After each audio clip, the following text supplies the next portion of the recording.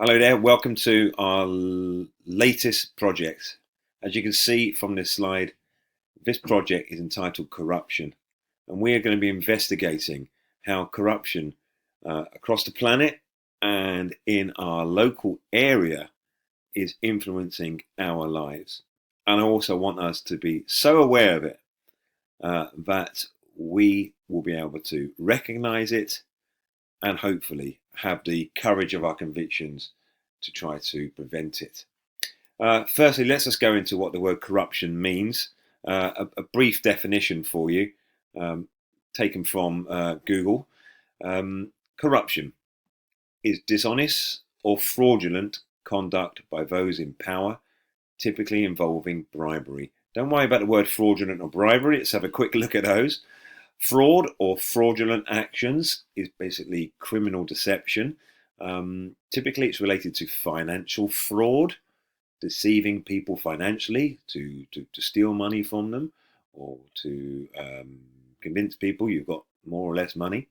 Also, fraudulent actions can take place as well. You're just not telling the whole truth.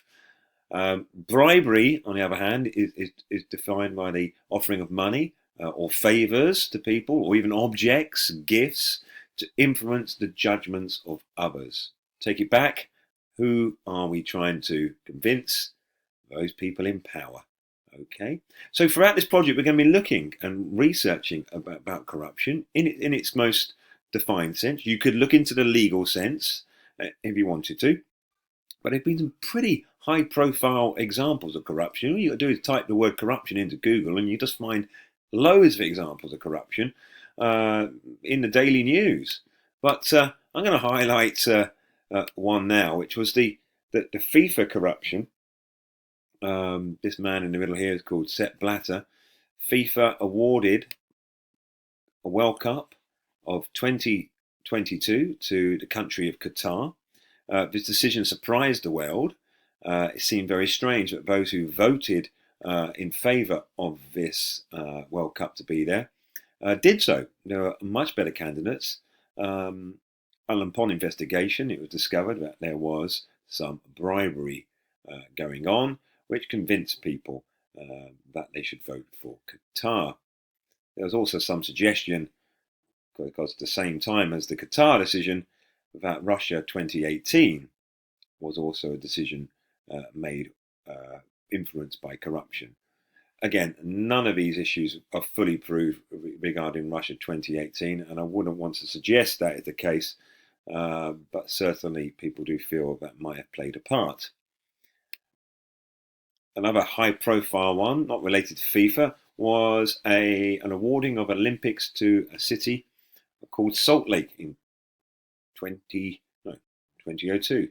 Again, the investigation did prove that people took money to give this Olympic Games to this city. Why was this so vital? Why is it so big? It results in many other people being deprived of these great events. Look, traditionally, corruption has been related to politics. The classic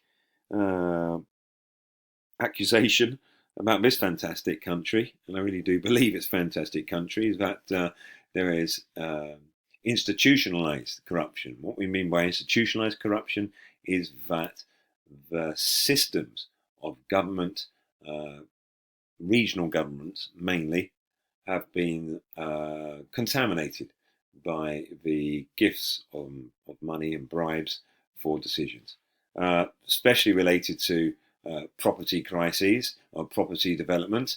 And Marbella is one of the most famous locations in Spain for a huge corruption case, which I believe now has been resolved. But during our research, we may touched upon some of the characters which influence Marbella. We live in a zone of the world which has been developed and built upon using decisions which predominantly have been influenced by bribery and corruption. One hopes that is not the case now. But as we grow up in Marbella, it does strike me that we are a group of people who need to be aware of it. Hopefully some of you may move into local politics, and if you do, I hope you will go into it fully aware of some of the previous actions of people in this area. So what? Why is corruption for me, and I think society, an important issue? That every euro, every dollar, every pound that is put in the pockets of someone is depriving that money from others. Typically, that money should be going to be spent on local government projects which will benefit the local people, hospitals, schools, road building, special units for people with special handicaps. These are people who are deprived of these facilities so that individuals can get extremely rich.